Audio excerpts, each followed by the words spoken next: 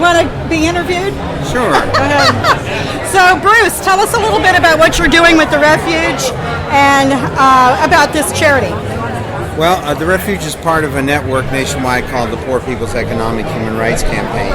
And I have actually been a concert promoter for years, especially promoting in the punk rock and alternative music scene. Matter of fact, did a show with Anti-Flag back in the 90s and at my own venue.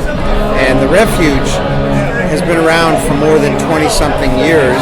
And in fact, back in the 90s when Anti-Flag played there, we had our own music venue that also was a soup kitchen. So we'd have punk bands play, and then we'd do a homeless meal for the homeless. And so we've always connected the dots between meeting people's needs, fighting the system, and the music culture of punk rock and alternative music. Because punk rock, alternative music, and hip-hop have always been about rebellion. Mm-hmm. When the corporate world took a lot of it over, they screwed the whole frickin' thing. Mm-hmm. But for us, it's still about that.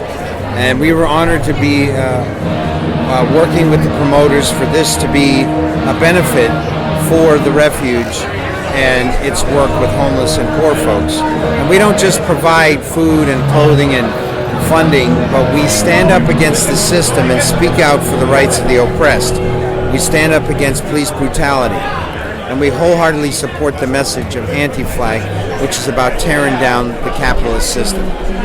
Wow, awesome. Yeah. Did you have any questions? Yeah, I have a question. Basically, these bands are from the 80s, 90s. There's a big difference between the 80s and 90s and today. Don't you think so? Yeah, I think that there is an unfortunate thing that has happened in the music world where corporations have taken over and commodified punk rock and commodified alternative music and commodified hip-hop, so that those music forms, which were a form of rebellion and speaking out against the system, often have been compromised by big money and by corporate entities.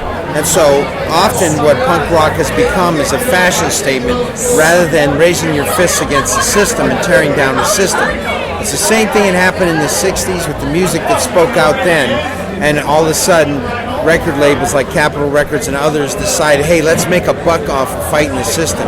And I say, well, F the system. That's what we're here about. That's what we're here to fight.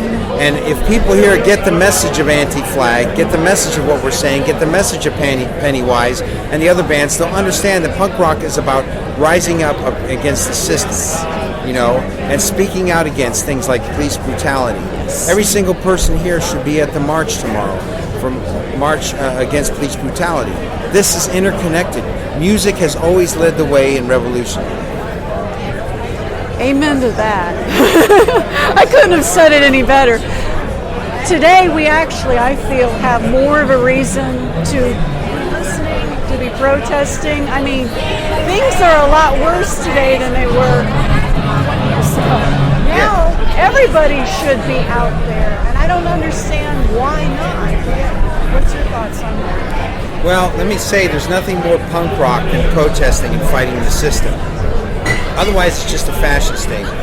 The reality is that if we do not stand against tyranny, then we are going to see a police state that will make this stuff illegal.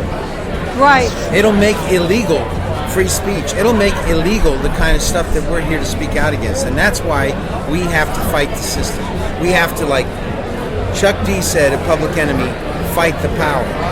And if we don't do that, if we don't listen to Jello Biafra, who said we need to tear down the banks, it won't change the world. We need to tear down the banks.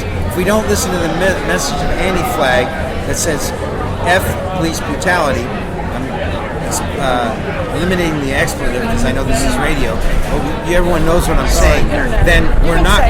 Then fuck the police. Fuck the police and fuck police brutality. Because we need to make a system that's accountable. And if we don't, every last one of us is going to be in chains. Right. An interesting thing is we were talking to some of the patrons here, and they were saying they like the music, but they're not political. I don't understand how you can like the music and not be political. They're not getting the message.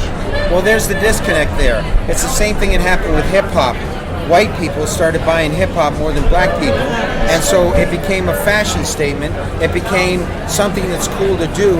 It became almost a form of racism to buy the music that stereotypes black people.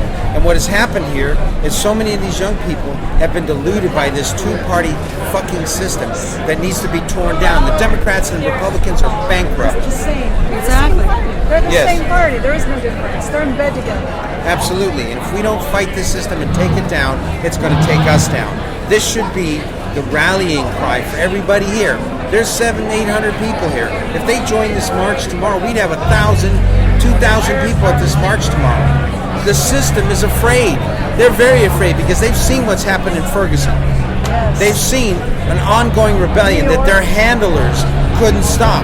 They sent in Jesse Jackson. They sent in Sharpton to quell the rebellion, but the people are saying, fuck you, we're going to fight.